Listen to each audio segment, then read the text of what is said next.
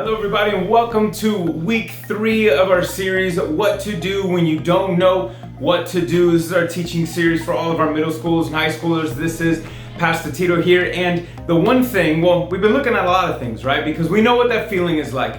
We don't know that feeling of just being stuck and frustrated when you don't know what to do next. And today is really interesting because today we're just going to give you there's actually something super simple, something super small that is very doable when it comes to when you get stuck, when you're not sure, when you're overwhelmed with what am I going to do with my life or what am I going to do in response to my life. Well, we're going to talk about and continue to look at the life of Joseph to see what is something that we can do when we don't know what to do. All right. And the part where we're going to look at the most is when the one thing you want to do is you're not sure if it's the right thing or the wrong thing. Right? Think about that. I know you and I have been in a situation when we know what we need to do, right? But it's the right thing, but I don't know if I can do that. Like it's either too difficult, or what if I know this is the right thing to do, but what I really want to do is what's wrong?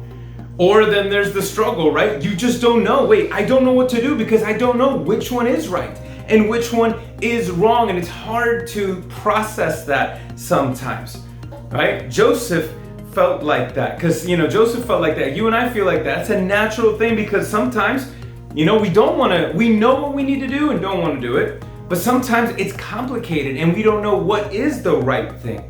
Or maybe we want to do it, but we see that it's too difficult. Like I want to do it, but it's just too hard. Well, Joseph had an interesting opportunity, an interesting moment that he had when he knew what he wanted to do. He knew what was right, what was wrong, and it was interesting how he processed it. And this we find in Genesis chapter 39. At this point, Joseph, we know the story. He's been already sold into slavery, and he's worked his way up.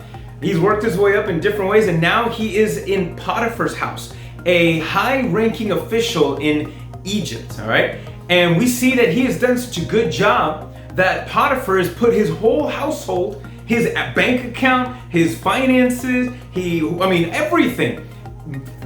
Potiphar's whole life is pretty much being run by Joseph. Just think about that.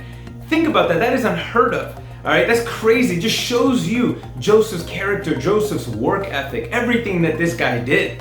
Man, God blessed. Because remember, God was with him. We were talking about this earlier.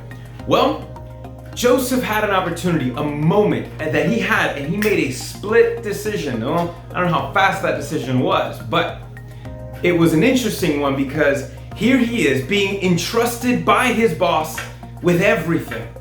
And turns out the boss's wife wanted a little bit more. Potiphar's wife actually had an eye on Joseph, starting lusting after Joseph.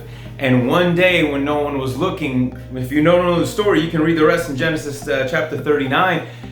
Potiphar's wife makes a move, all right? She shoots her shot over at Joseph and is calling him, enticing him to sleep with her.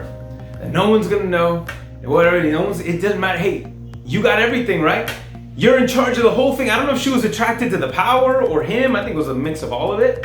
Plus, there is that level of excitement of doing the wrong thing. And so I think she was experiencing that. And she goes to Joseph and says, hey, let's do it. Joseph, it's interesting to see how he processed that. I'm pretty sure there was a part of him that wanted to. Let's just be honest. And there's one thing that makes me believe that he wanted to, and it's his reaction. It's not in the Bible, but here he is, and I'm pretty sure the enemy was in his mind. Was like, hey, no one's gonna know, no one's gonna notice. Why not, right? Yo, you the boss, you the big cheese here. Let's go. Hey, do it. And what he did was interesting. He didn't just deny her. First off, he knew, saying that is an abomination to both Potiphar, your husband, and to God. He knew it was the wrong thing to do, but she didn't care.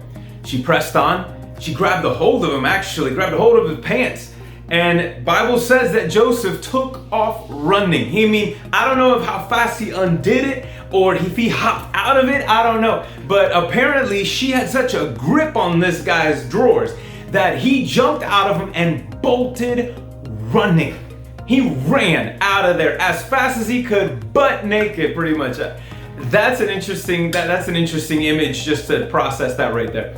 And I don't know, this is just me, but I'm assuming that he ran because of I think if he would have hung out a little longer, I think he would have went with it. As much as he knew it was the wrong thing to do, he went running because he saw like, no, I can't do this. Nope. And he just took off running in the other direction.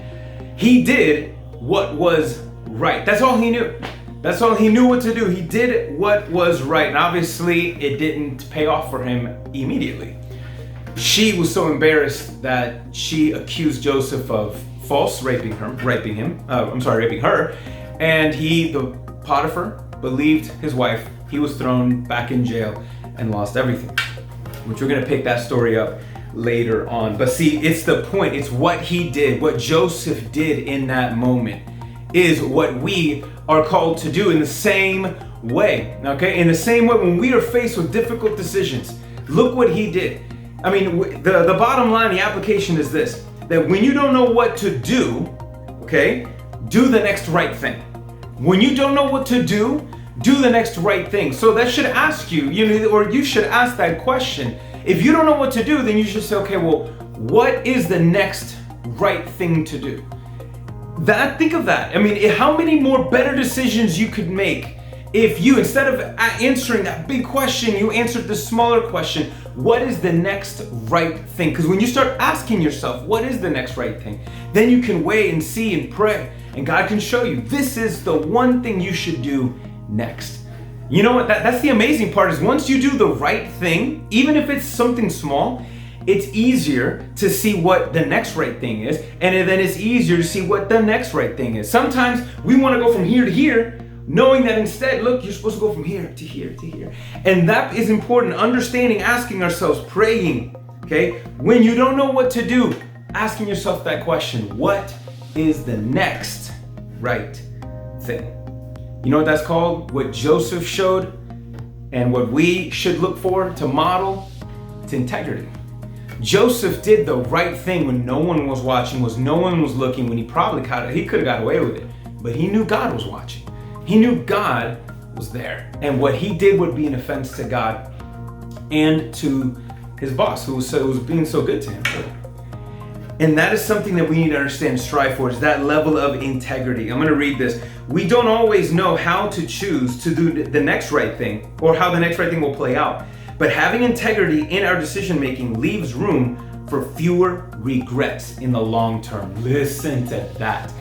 The more small right things you do, it'll actually lead to less regrets in the future. Now, I don't know about you. That is worth doing the next right thing. No matter how bad you want to do whatever it is you want to do. Knowing that and having less regrets makes a lot of sense. Listen, and Joseph did not, I want you to know, and I believe that Joseph did not resist temptation in his own strength. Because remember, we talked about when you don't know what to do, know that God is with you. Well, Joseph knew that. Joseph knew, God, help me, because I'm about to do this, help me. And so I have a feeling that he had faith and confidence in God, and that God gave him the strength in order to do that, which that is the next right thing.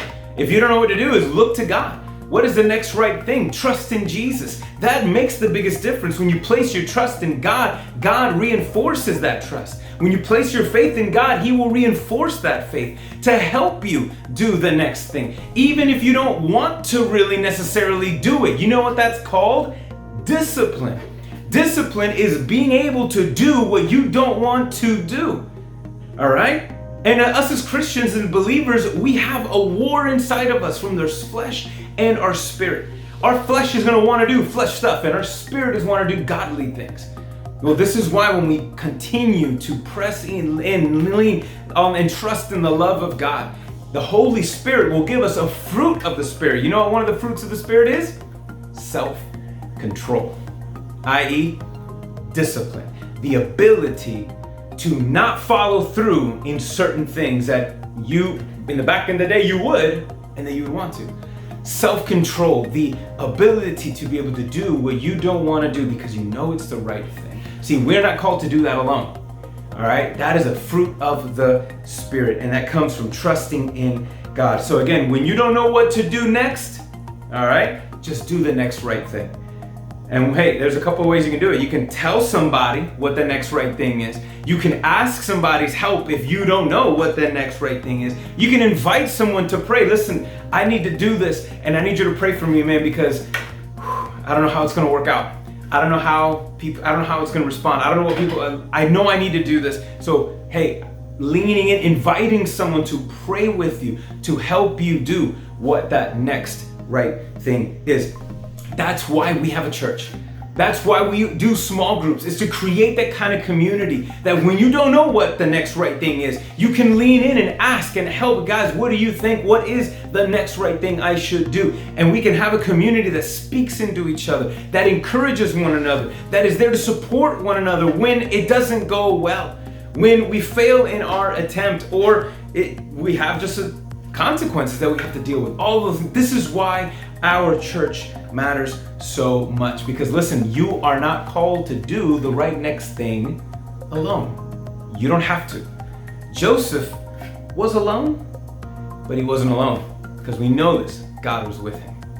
Well, in the same way, we all need a group of people who will help us figure out the right next thing, especially when things get complicated. Listen, we're not alone. We have the Holy Spirit of the living God that dwells in us, that will lead us into truth, that lead us to do the next right thing. Not only lead us, but also empower us to do that. And know that we are not alone.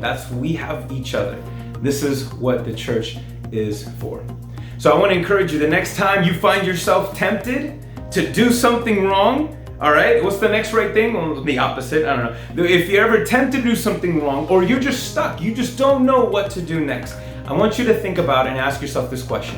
What is the next right thing to do? Is there somebody I can call and ask for help? Can I pray? Is this something I should pray about? Mm-hmm. Can I talk to somebody about it? Okay. Can I A/B compare this? Am I honoring God in doing this or not? Whatever. When we do the next right thing, then you'll know what to do next. And then you'll know what to do after that. All right? God will lead us and guide us, because we're not alone. All right? So no matter what, know that God is with you. And because of him, you can do the next right